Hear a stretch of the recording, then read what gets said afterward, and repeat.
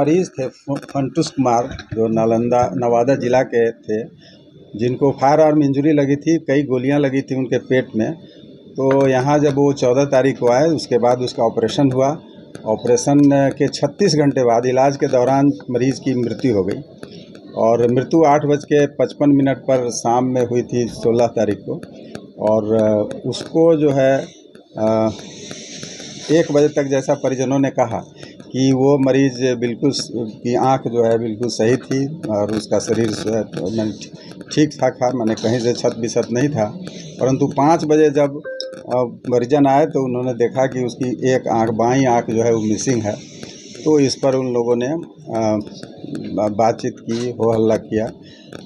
और दूसरी बात है कि और कई उस पर जो है एलिगेशंस लगाए चिकित्सा और चिकित्सा व्यवस्था पर।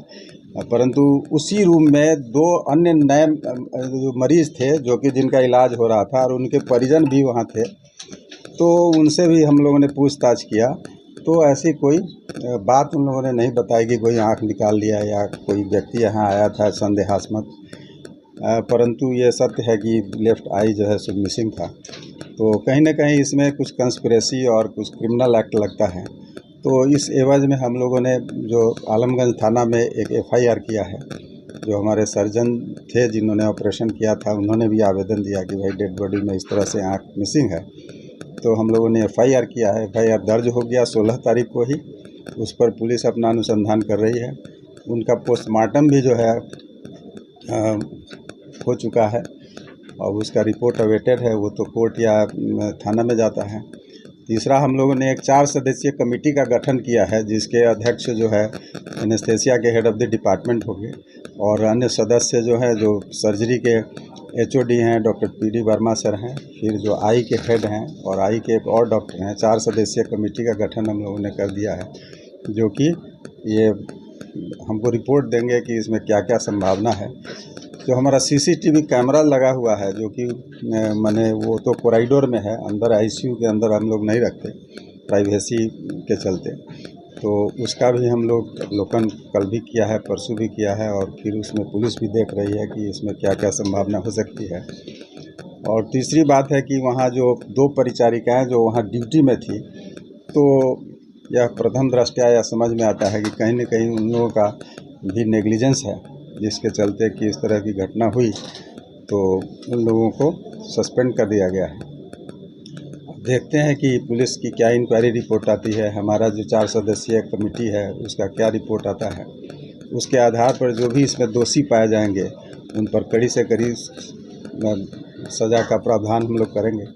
अपने जो हमारे लेवल से हो सकता है हमारे लेवल से, जो सरकार के लेवल से हो सकता है सरकार के लेवल से। चूहे को लेके क्या उसमें कुछ इसमें कुछ कहना तो उचित नहीं होगा। समझ गए कि चूहा इस तरह से कर लेगा, ऐसा प्रतीत नहीं होता है। शुरू में मानव तस्करी भी इसमें लग रहा है।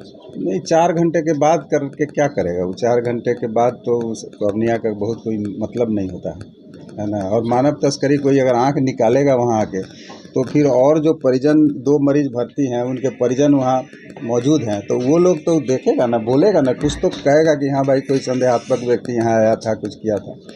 तो ये तो रियली अनुसंधान का विषय है कि क्या इसमें क्यों ऐसा हुआ। शुरू में चूहा की बात आई थी, चूहा अब देखिए बहुत ज़्यादा है इस संसार में जो है ना, संसार मतलब हिंदुस्तान में अभिव्यक्ति की आज़ादी है।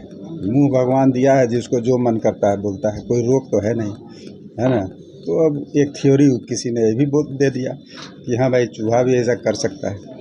तो अब किसी को डिनाई करना भी बहुत डिफ़िकल्ट है, अनलेस कि आपके पास उसके अगेंस्ट कोई एविडेंस है।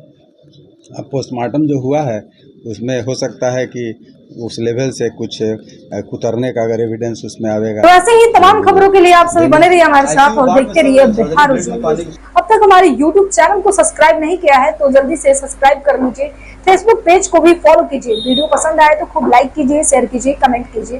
वीडियो देखने के लिए आप सभी का धन्यवाद।